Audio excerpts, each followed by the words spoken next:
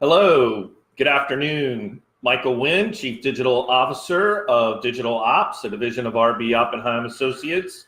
Thanks for joining me. And today, again, I have Katie Lilly from Lilly Field Accounting Solutions. Welcome back. Thank you. It's been a while. Yep, been a couple of weeks. Today, we're going to jump into Chapter 7, which is the process component of the book Traction, Getting a Grip on Your Business Before Your Business Gets a Grip on You. I think I just made that last part up. It doesn't actually say that, does it? Yeah, it does. Oh, yes. Or does your business have a grip on you? Right. Yeah. Okay, so we're going to talk about the process. I think that's been one thing working with you, Katie, as you've, helped RB Oppenheim Associates and Digital Ops with our books and our accounting. I really feel like that's been a great value that you've brought to us in helping us create a process, when it comes to credit card billings and, things that are on a recurring thing, schedule. So I'm sure your clients find a great value, but in the framework of creating processes for our own businesses, I think right off the bat, he talks about, of course, documenting your core processes. What are your takeaways on that? I think we'll jump into some of the examples that he gave, but I know you wanted to speak specifically about a couple of things. So the first thing that came to mind when you just said that about the processes, because it also references the book, The E-Myth, which says the exact same thing. Right. Is that in order to get from sole practitioner to starting a firm, you have to get all that information out of your head. Knowledge transfer. Right. And the best way to do that is to create these processes. Right. And so once you've documented how you personally do things and how you want your team to do things, then that's really what it is. But what I like, so I knew that going in, I knew I had to do that in order to start the firm. I had to have all my bookkeepers following the same exact process that I follow so that it's seamless. And because I felt like it was a really good and valuable process that could be scalable. But what I really liked about the book on this is all the other processes that you have to have in place about running a business that you don't think of, which again, referencing back to the E-Myth, he talks about those as the hats. So, the three hats that you wear. And so that's really, this just breaks down those hats into what those processes are. For instance, HR function. So we're going through that right now because like we're 2.5 years old. So, and we've been blessed that all our people that we have come word of mouth. So we've never had to actually go out and recruit someone until now. And so we're like creating the process right now as we do it. Because fortunately, I have a client that is a recruiter. So he sat down and kind of walked me through what I needed to do. Right. And so we're literally creating that process as we go along. And that just made me think about, wow, that's so feeds into our dynamic where I'm the new firm and everything's brand new.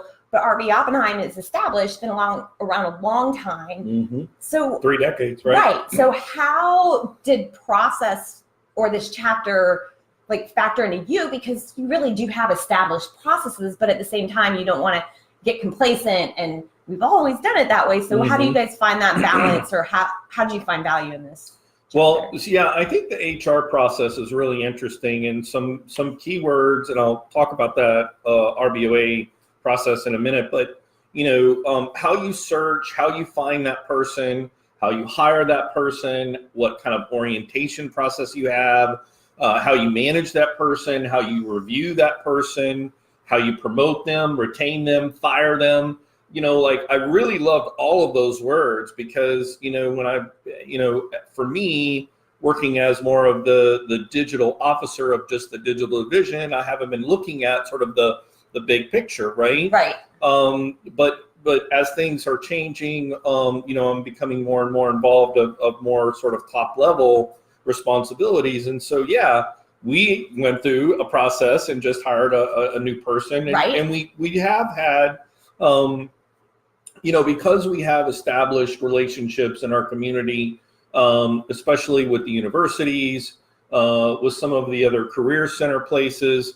Like we have those connections already built in. So when we put out a job opportunity listing, if you will, we have those established relationships. Channels, right, yeah. And then I think the other thing that really makes a big difference for us is the mass amount of interns that have come through our doors over the last 3 decades. Oh, right. So it's kind of like, them. it's a farm system, right? Yeah, So, I mean, if you think about it, we usually have 3 or 4 interns per semester. If you multiply that times 4, that's 12 per year times 30. Right. The numbers really grow. So, our network of people who've been a part of our, team to one degree or another become part of our network or feelers, if you will, that are out there. And then I think the other thing that's really important is, myself and Rick, we both have a pretty dynamic personal brand when it comes to our Facebook profile, our LinkedIn profile. I think he's got over 1,700 followers on LinkedIn. I have over 1,700 followers. So we have a personal brand that's not just basic. So it's a combination of established community relationships and places to go, as well as our own personal brand. But I think the other part that's really interesting too is like, especially when you've gone through traction and there's such a whole component about right person, right seat. Right. And that really core values, people analyzer, all that. Mm-hmm. That really influenced our hiring decision this time around, which was not a part of it in the last couple. Okay, so you've added the pieces of this into the process. Absolutely. Undoubtedly, the person that we just hired, we hired them because of their values and not because of their skills. Excellent. To me, it's so risky though. It seems so risky because it's like, if you could hire like the best, skilled person versus they have the skills, right? Right. But they maybe don't have the experience, but man, their values are amazing. Right. And we went with that. I love it. It's so great. I cannot wait. I really it. like the upside, I think is huge. Yeah, I think it is too. I wanted to add something about the other thing about really documenting that HR process, because I'm like you. I'd rather be in the client work. I'd rather be in sales. I'd rather be doing that whole piece. But if you don't have that HR piece or that HR process documented, you will come to a screeching halt and have to deal with it. Whether it's, now I've got to find someone. How do I do it? That's where I am right now, right? So I've spent the majority of my morning working on that rather than, working in or on the business. And so if we had a process, it'd just be like, cue it up, let's do it, So we're having to craft that. But again, like if we had an employee problem or, wanted to promote an employee or had to terminate an employee, if we don't have those documented processes, it just becomes a big issue. And then it's like, well, what did we do last time? Oh, let me go check. I don't know. This doesn't happen very often, And some of those HR type things just don't happen often enough for you to like automatically remember it. So that's where I saw a lot of value in documenting that process. And it gives you a lot. I mean, the example one was really good. Yeah. And I was just going to say that the example one is the HR, and he really does kind of break out into all the different segments. And I mean, at the end of the day, running a business, whether you're, a business of 6 to 10 employees or 50 to 100 employees, like the success of your business is going to be predicated upon the people running your business. Right. So the people part is really important, which is why there's a people component addressed in there. So yeah, I do. And I think even going back to, retaining people, been another really big piece of what we've been talking about in 2019 is culture. And, what does that mean? And what does that look like? And especially when we look, now to the next 10 years, again, because we're looking at our 1 year, 3 year, 10 year, right? We're starting to look at that, and we're thinking about how do we keep people here, and that goes back to culture, which goes back to values. I mean, oh my gosh, like this thing is really just coming together so nicely. Yes. And you can understand why it's actually an operating system. Right. Right? Yeah. Everything because builds, they all interconnect. Yeah. Awesome. Okay, so let's talk a couple of things. So the other processes that he mentioned, which I thought were really good, was your marketing process, your sales process, your operations process. Now, when I thought operations, I've always thought of your operations more of like your accounting and functionality, whereas he's talking about what it is you do. Yeah, what you do and how you do what you do, right? Right, So, whether it's like you make something or you provide a service. Right, so if you're a product, you sell products, or if you provide a service, it's how you do what you do, and mapping that out. And then of course, he talks about that could be broken into sort of some subcomponents, because you're going to have probably project management, you're going to have time management or account management. Right. You're going to have customer service as a part of that. Yeah, one of ours is onboarding. Right, onboarding a new client. Very good. There's a lot to do with that. So operations, accounting, obviously having its own separate, thing, and obviously that's about the flow of money in and out, which is your sweet spot. Yeah. What do you think is what's a common, just really glaring problem if a business does not have an accounting process? What are the downfalls? Cash flow. Yeah. Your cash flow sucks. I have a client who has no idea how many invoices they have outstanding. And so they got an idea, this person owes this money, but it's not documented anywhere. So it's interesting, but cash flow is going to be your number one. And then just being able to budget, having historical data so that you can trend things, so especially if you're a seasonal business, to be able to manage that cash flow according to trends. If you don't have an accounting system that's showing that, then you're not going to have the advantage of looking at 3 years worth of data to see what the next 3 years are going to look like. Also, it ends up costing you in the long run. For instance, if you don't have an accounting system and then you show up at your tax accountant's office with a box of receipts and you're like, just do it for me. Okay, you're paying someone $300 an hour to do your books. And what should be like maybe 2.5 hours is like 13 hours. Right. And then you're finding out, at the end of the year, or if they do an extension 9 months after the end of the year, oh, we made this much money. And it's like, wow. You should probably know that by the end of the month, So that's the value of the accounting system. It's not fun. It's not glamorous.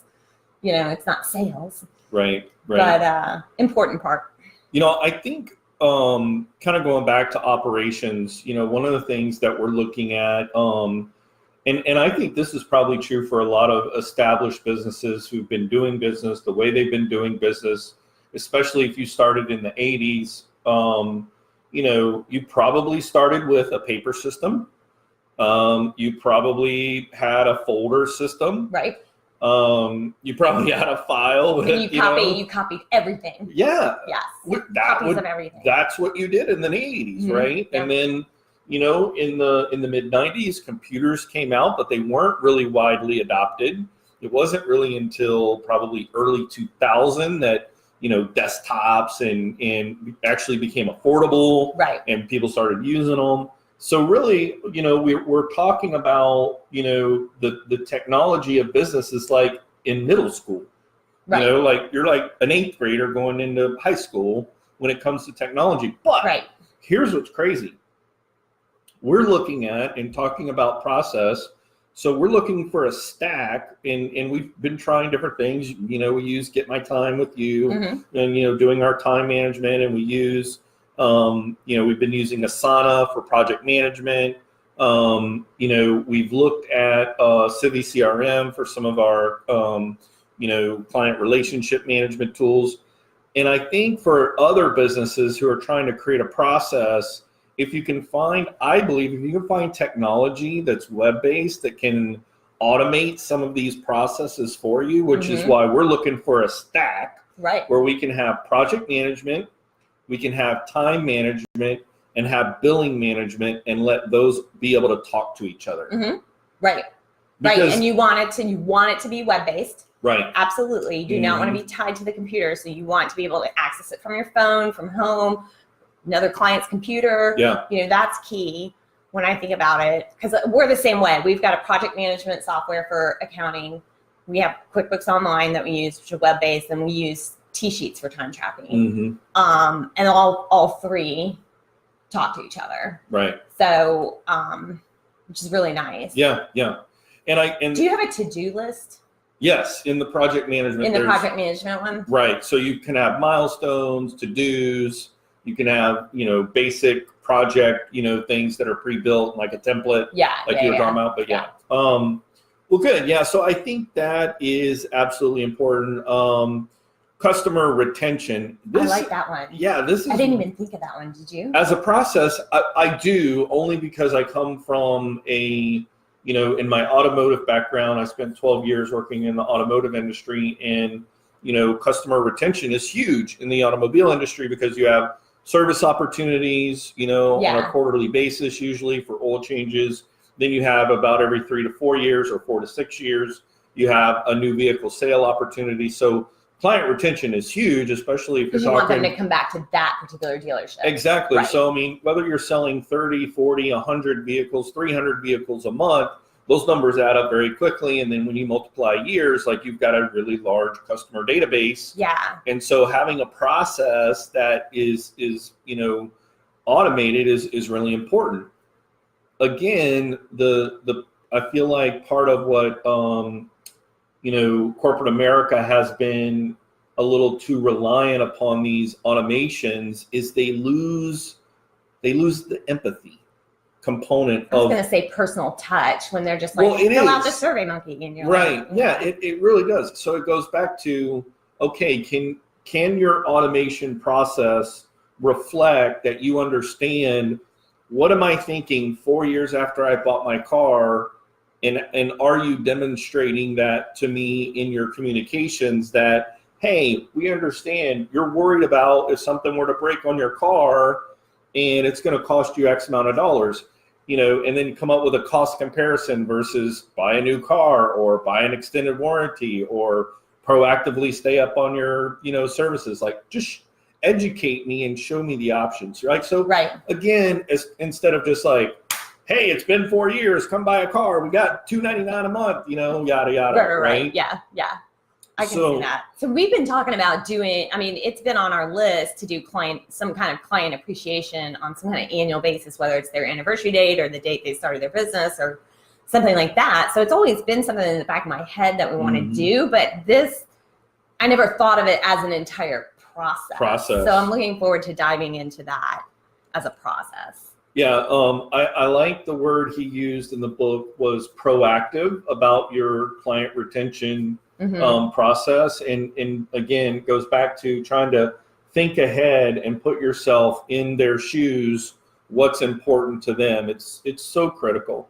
And then, of course, it's all about what happens sort of after you've provided that service or after they bought that product, and do you create a culture or an expectation level of, if they come back to you, they know there's an incentive, and or if they refer people to you, there's also an incentive, there's so many different components of that. And I think it's absolutely 100% probably a very underutilized. In fact, if you go back to marketing, I've talked about this before on other podcast episodes, the sales marketing funnel often is thought of in terms of 3 layers: awareness, consideration, and then conversion, and they stop. The problem is that there's another piece to the funnel that a lot of people miss out on, and it really goes back to the retention, and that is loyalty, right?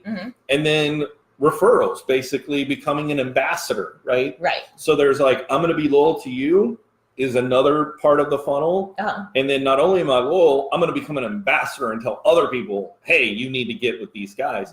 And those 2 pieces of the funnel are often overlooked and should be part of that sort of marketing, process, even though they've kind of broken it out here. Okay, so that's great information, I think, talking about documenting your core processes. He talks about the 20-80 rule when it comes to actually getting into the nuts and bolts and the, how far into the weeds do you go in creating your process? It's like document, drop your pen. He's like, do not write a 500-page paper. Right. Do not. Turn on your computer. Right. Oh yeah. So yeah, you want to. I thought it was interesting. 20% of what produces 80% of the results is what you want to map out. Right. Right. You're going to have those core things. I thought it was really good. Yeah. And then package it. And so like for us, we're creating the digital ops way. You guys are creating the Lilyfield Accounting Solutions way. Right. Right. This is how we do it. This is a Lilyfield. Yeah. These are Lilyfield books. So for you, it's a book. That's like it's like, no, it's like the idea of having Lilyfield books for clients. That's how we do it. Yeah. This is the Lilyfield type of accounting or bookkeeping or whatever. Yeah. But for you, for your own. Oh, how do we document? Like, how did you package it? How do I to the employees? Yeah. We kind of have an employee handbook. This is what we're talking about in the book. We don't have any. Yeah, you're right. We kind of have. I mean, we have an EOS binder. Right. And like I said, we are in the thick of it. We are creating as we speak. And it's so funny because we're been in the business for 30 years. We have employee manuals. We have a share. We have a lot of things, but do we have a digital ops way, if you will, that has our HR process, our marketing process, our sales process, our operations process, all of that mapped out? No, we don't. Okay, so I do have to give a shout out to our business manager who also does our HR stuff. Okay. She put together the best team onboarding process ever for our latest new employee. Nice. And and it's fantastic. And we packaged it good. Okay. So it started off with a breakfast where the whole team came in for the morning to greet her and just have a breakfast and hang out for about 30 minutes. And then a checklist of exactly how we'll onboard her that day. And she walked right through it. And all the paperwork was done before she walked in the door. I mean, it was a really good process. And it was just like a wow process for your first day. I hope it made her feel comfortable. Like, yes, I made the right choice. Right. Well, and for us, Jesse Johnson does a great job with our orientation, our onboarding, interns, for our interns. We have a little slide deck that we go through, and I would say within that slide deck, there are some of these processes that are kind of part of it, but it's really more specifically for those account coordinators, interns. Right. But yeah, so cool. All right, so the next sort of segment of creating your process is really about, making sure that everyone follows the plan, that everyone follows the process. And I think the one visual that he uses is I love that he's always about worksheets or, visuals or, the VTO in itself is like, you look at this one thing and it like tells this whole story. Right. And so, the circle of life, visual is to, try to create a visual that tells the story of, the whole cycle of your process, where it might start from, when a client comes on board, their experience, the service work you're doing, your operations process, the retention, and then in between, like what's the internal stuff that's happening, and it's, again, such a great visual. Yeah. I'm not a huge fan. I don't know. The circle of life seems a little corny for me. I like 360 plan is kind of cool because you're getting to see Did sort you of make this. that up or was that in? No, it wasn't in their book. I was going to say, I don't remember reading that. Totally not. This is my own rewording because circle of life and I go to the Lion King, right? And then things just don't go business very well. I hear it's you. like Scar and 360 though. Yeah, so it's like the full circle view of your client's experience as well as your part, involvement in that. So sort of that 360 path is what I use. And again, it's circular, it's complete. I think it's really good. And then obviously, sharing that with your team. And then, do you need to do some retraining? Because obviously for us, as we're talking about going through this, and there's a lot of stuff that's changing, you may have staff that's on board that's not been through like all this new stuff, right? So you're going to have to bring them up and bring them through that. The other thing that he talks about is how are you going to manage the people in the part of the process, which to me, it goes back to the accountability chart, right? It's keeping people accountable for these processes, What are your, kind of how did you wrap up that managing part? Accountability for the processes? Well, for us, at least for the operations piece, we have a clear-cut management review. And when we onboard our bookkeepers, they know exactly what the management review entails. And we put it in, we build in safeguards into the month-end close process. And we tell them, hey, this is what we're going to be looking at when we do a monthly review, so that they're already looking at it to begin with. Right. So they've already looked at these reports that we're going to be looking at before they ever send it to us. And then if they see anything or have questions or notes, they send them to us. So then we do the review and we send the notes back. Well, they don't necessarily want to get notes back, right? And so if they get those notes back, they're usually really good about documenting it in our project management system to make sure they don't do it again. But usually they're just very proactive when they close the month, so that when they send it to us, it's very few review notes that they get. Yeah. So that's kind of how we keep everybody on board there. And then really our leadership team meetings, our weekly EOS meetings. One of the things are you're supposed to bring up your issues. And I think we're starting to like really nip those in the bud as they come up, because we were meeting weekly, and now we're going to bi-weekly for the summer. So, right. Yeah, I think that's great. I mean, regular communications, measurement tools like project management software definitely are a way to sort of keep it very objective, not personal, right, and tied to a business process. So, and that's why I love the process too, because I don't like to manage. I really don't. That's why we're hiring an accounting manager. But I do it right now because I have to. Right. But what Michael Gerber said in the email that really struck home, and that's part of the reason that I was able to be like, oh, I can do this, is he said, if you create the process and you train the employees on the process, then you don't have to necessarily manage. Because what you do is you just say, you pull out the process. Now it's kind of, between you and the employee, instead of you, the employee, right? You're saying, oh, it looks like you failed to do steps 2, 3, and 4, which is much less threatening for both parties. If you're someone that's not non-confrontational and you don't want to, bring it up because you feel bad. Well, no, you can just say, oh, it looks like, steps 3, 4, and 5 weren't done. Right. And, it takes the feelings out of it, which I like that. Yeah. Guys, that's going to be a wrap on chapter 7. So we got 2 weeks left. We're gonna wrap this thing up next Friday, and then the following Friday we're gonna have 2 left. So next week is the traction component, chapter 8. I hope you guys will join us again. My name is Michael Winn. Thank you again, Katie, Lilly, for joining in. We'll see you guys next Friday, and I hope you have a great weekend.